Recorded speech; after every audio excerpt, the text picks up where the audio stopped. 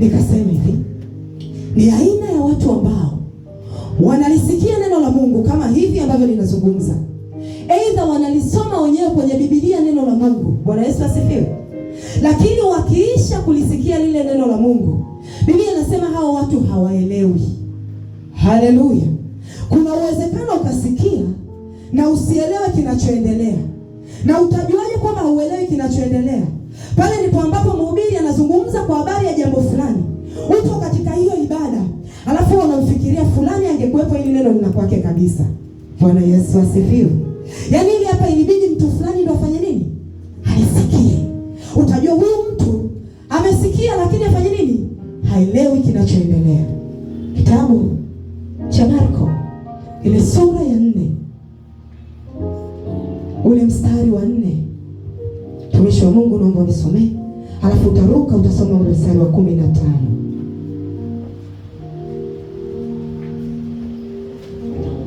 Hapo utaandika Mathayo 13:19 na hapo utaandika Luka 8:12. Somea Mathayo sura ya 4 mstari wa 4, utaruka utatusomea mstari wa 15.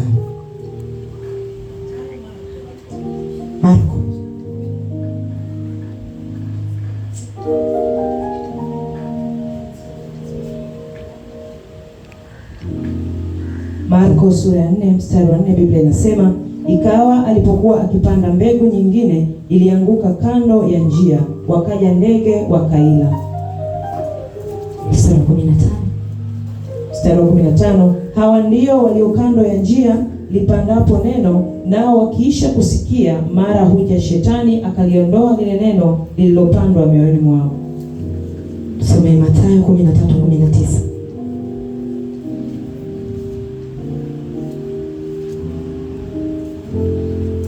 Kila mtu alisikiapo neno la ufalme asielewe nalo, huja yule mwovu akalinyakua lililopandwa moyoni mwake. Huyo ndiye aliyepandwa karibu na njia. Bwana Yesu asifiwe. Katika Marko anasema hawa ni aina ya watu ambao wamefananishwa na mbegu iliyopandwa kando kando ya nini? Ya njia. Na katika kitabu cha Mathayo anatuambia mtu yoyote ambaye anasikia neno la Mungu na asilielewe, huja shetani akalinyakua lile neno na akafanya nini? Akaondoka nalo. Kama ile mbegu ambayo imepandwa, ibilisi amekuja ameichukua ameondoka nayo, hauwezi ukazaa matunda kwa sababu ile mbegu inakuwa haipo wapi? Haipo ndani yako. Kitabu cha Luka ile sura ya 8 mstari wa 12 anasema, kisha ibilisi huja akaliondoa hilo neno mioyoni mwao, wasije wakaamini na kuokoka. Kwa nini? Kwa sababu mtu yoyote anayesikia akaelewa, kinachotokea ni yule mtu kuamini, na akisha kuamini lazima kuokoka.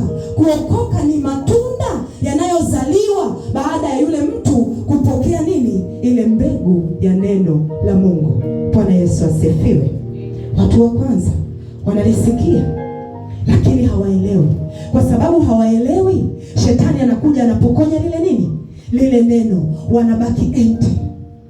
Na kwa sababu wanabaki empty, Biblia inasema hawawezi wakaamini. Kwa nini? Kwa sababu imani chanzo chake ni nini? Ni kusikia. Bwana Yesu asifiwe. Tuangalie kundi la pili. Kundi la pili ni aina gani ya watu? Nikasema hii ni aina ya watu ambao wanasikia, wanaelewa, lakini aina hii ya watu hawana subira, hawana uvumilivu, hawawezi kungojea. Hawa watu wana haraka. Bwana Yesu apewe sifa. Haleluya. Kitabu cha Luka ya sura ya 8 mstari wa 13.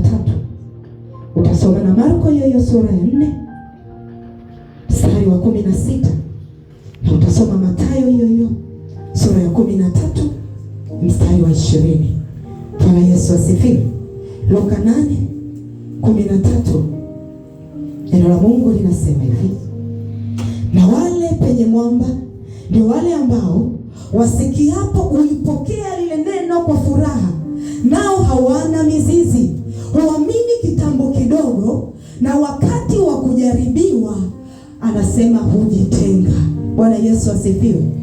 Hii ni aina ya pili ya watu ambao tupo ndani ya kanisa la Mungu, tunalisikia neno la Mungu, lakini anasema aina hii ya watu, neno la Mungu linapoachiliwa huwa wanalisikia, huwa wanalielewa, lakini changamoto inakuja kwenye kusubiria lile neno. Wanasema huwa wanalipokea kwa furaha. Hapa ndio wapi? Hapa ndio pale ambapo utakuta sasa mtu neno linapohubiriwa, sema mtumishi tupone, ukitoka ukishuka utasikia mtumishi, leo ile neno lilikuwa ni la kwangu, yaani ninabarikiwaga sana na wewe. Lakini baada ya wiki 2-3 kukatokea, Biblia nasema anapopita katika wakati wa kujaribiwa, lile neno linakosa nini? Linakosa mizizi, maanake linakosa subira, linakosa nguvu. Kwa hiyo anasema huyu mtu hujitenga.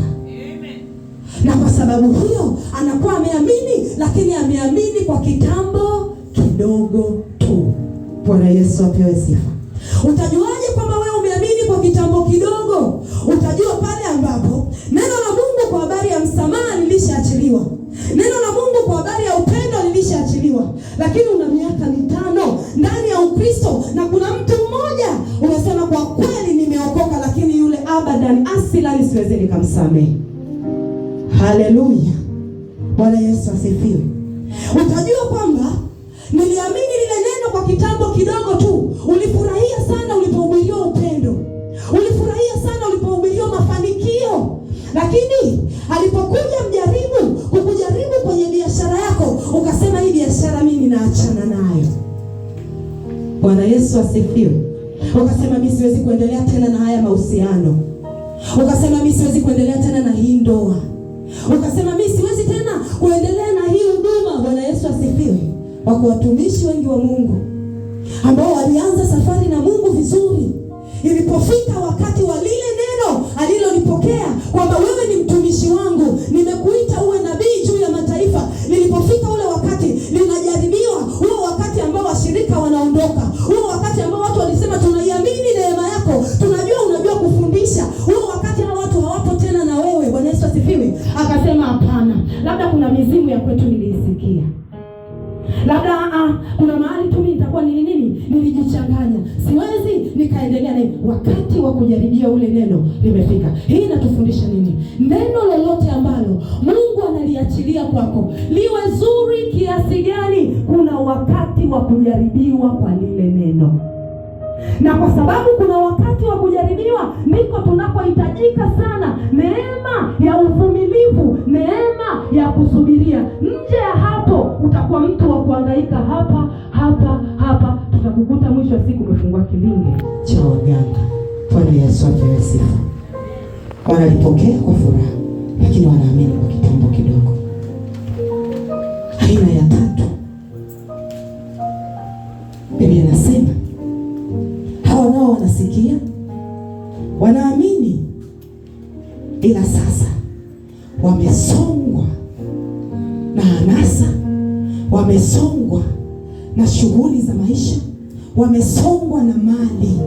Bwana Yesu apewe sifa. Tusoma katika kitabu hicho cha Luka sura ya 8 mstari wa 14. Tusoma kitabu hicho cha Marko sura ya 4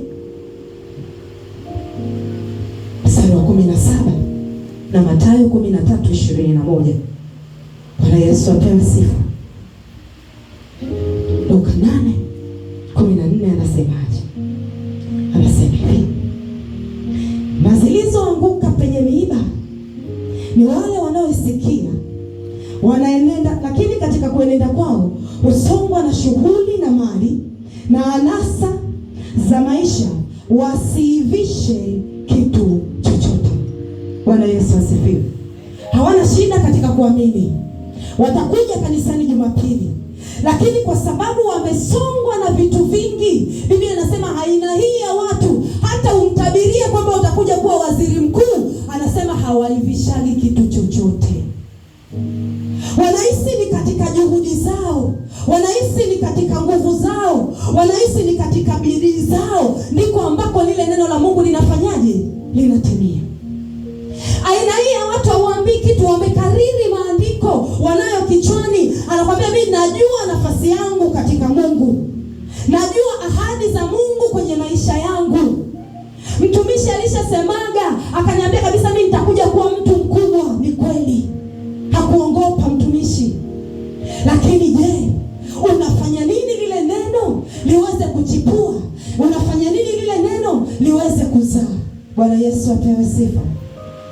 Hawa watu ni aina ya watu ambao hata jumbe za kinabii anakwambia nilitabiriwa pale mimi ni mtu mkubwa, nikatabiriwa pale mimi ni mtumishi mkubwa, nikatabiriwa huku, kwa hiyo naamini hichi kitu kitakuwa, lakini hakuna chochote anachokifanyia kazi kwa habari ya nini? Kwa habari ya ule ujumbe.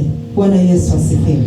Wako bize na maisha, wako bize na anasa za dunia. Huyu ndio yule mtu, hata kama ameokoka, ukimwambia bwana sikiliza, walokole watufanyage hivi, hii njia huwa hatuendaji nayo, anakuambia bwana Mungu anajua. Haleluya. Sawa, umeshaambiwa kwa habari hicho kitu, njoo basi kanisani tuendelee kuomba, njoo basi kanisani tuendelee kujifunza. Anakuambia ni kweli mtumishi, ningekuja, lakini si unajua pale kwenye biashara asubuhi ndio huwa kunakuwa kumechangamka, pale kwenye biashara jioni ndio huwa kunakuwa tunamalizia wale watu. Bwana Yesu asifiwe. Many excuses. Itakuwa ni hivi, itakuwa ni vile. Anasema aina hii ya mtu hawezi kuivisha kitu chochote. Ndio watu ambao wakifika mahali sasa watakwambia kama ni kukaa kanisani nilishakaa miaka mingi, kama ni kuomba mwenzangu mimi nilishaomba, hiyo mikesha unaenda mimi nilishakesha sana, hilo neno la Mungu nalo lizungumza wewe, mimi hakuna kitu ambacho sikijui katika Biblia, utaniambia chochote, lakini hakuna chochote ambacho kimewahi kutokea kwenye maisha yangu. Bwana Yesu asifiwe. Wanasikia, wanaamini, lakini wamesongwa, na hao wamefananishwa na mbegu ambayo imepandwa katika milima. Haleluya. Watu wa mwisho ama kundi la mwisho yanasema katika kitabu cha Luka ile sura ya 8 mstari wa 15. Hao ni wale ambao wanasikia, wanashika, wanazaa matunda. Na zile penye udongo mzuri ndio wale ambao kwa unyofu na wema wa mioyo yao ulisikia neno na kulishika, kisha kuzaa matunda kwa kuvumilia. Bwana Yesu apewe sifa. Aina ya pili ya watu tulioangalia ni watu ambao wamekosa uvumilivu. Lakini katika aina hii ya mwisho anasema hao watu wanasikia hili neno, wanalichukua hili neno, alafu kwa kuvumilia wanazaa nini? Matunda. Kumbe katika eneo la kuzaa hauwezi ukatutenga na kitu kinaitwa uvumilivu. Bwana Yesu apewe sifa. Tuishi nisomee Marko sura ya 4.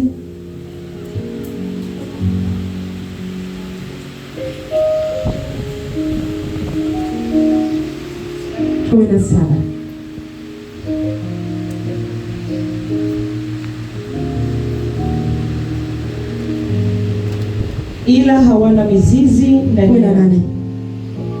Na hawa ndio wale wapandwao penye miiba, ni watu walisikiao lile neno, na shughuli za dunia na udanganyifu wa mali na tamaa za mambo mengine zikiingia, kulisonga lile neno likawa halizai. 19. Na shughuli za dunia na udanganyifu wa mali na tamaa za mambo mengine zikiingia, ulisonga lile neno likawa halizai. 20. Na hawa ndio waliopandwa penye udongo mzuri, ni watu walisikiao lile neno na kulipokea, na kuzaa matunda, mmoja 30, mmoja 60 na 100. Bwana Yesu asifiwe. Hawa ndio wale ambao wamepandwa katika udongo nini? Mzuri. Luka anasema kwa unyofu wa mioyo yao. Maanake ni wasikivu, maanake ni waelewa kile ambacho wanaambiwa, wanakifanyia nini? Wanakifanyia kazi. Na ni wavumilivu, wako tayari kujifunza, wako tayari kusubiria, hawana haraka, hawampressurize mtumishi. Bwana Yesu asifiwe. Wala hawampi pressure nani? Mungu. Haleluya. Anasema mmoja atazaa 30, mwingine 60 na mwingine ngapi? Na mwingine 100. Tulikuwa tunajifunza kwa nini wengine hawazai kabisa, wengine wanazaa kidogo na wengine wanazaa sana. Tofauti ya 30, 60 na 100 ni nini? Huyu ambaye asikia hasikii wala kuelewa, maana yake hatozaa nini kabisa.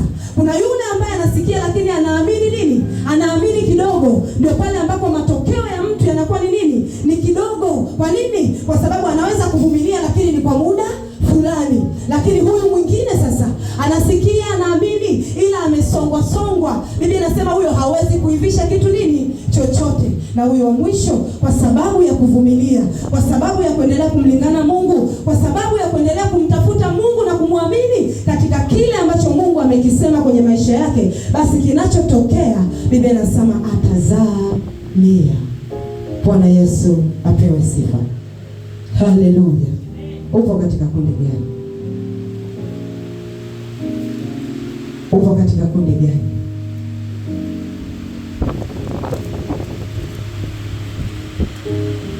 Katika hilo naamini kila mtu